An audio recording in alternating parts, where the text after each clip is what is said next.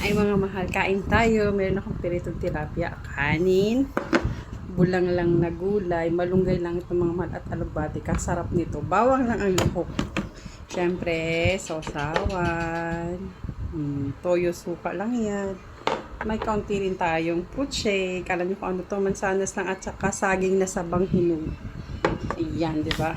Hindi naman natin kailangan ng mga mamahaling prutas para magkaroon tayo ng fruit shake. At hindi rin natin kailangan magkaroon ng mamahaling ulam para maging masaya ang ating hapagkainan mga mahal. Gaano man ito kasimple. Basta ipinagpapasalamat mo, ito ay nagiging espesyal. Diba? Ganun kadali yun. Huwag mong gawin. Huwag mong pahirapan ang iyong buhay. O, ito mo. Ang sarap nito, diba?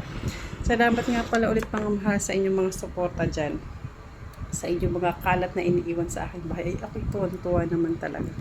Tunay may nakakatuwa at madami akong nililinis. Ay, hindi ako napapagod. At hindi rin ako mapapagod magkalat sa inyong mga bahay-bahay, mga mahal.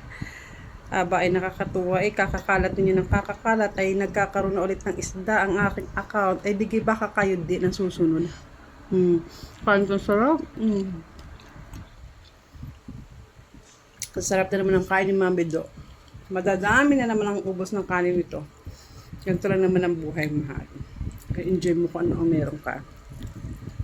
Hindi porket ipinapakita mo, sinasabi mo yung anong meron ka, pinagmamalaki mo na yun. Hindi. Yun ay pinapakita mo sa iba na matuto tayo magpasalamat. Kasi merong iba na kinahihiya nila kung anong meron sila. Mali yun mga mahal ko. Proud kayo kung ano ang meron kayo. Kung matapos mo ang video ito, pa-comment naman ng pagmamahal. At ako'y magpupunta sa inyong bahay. Yun lang. Kain tayo.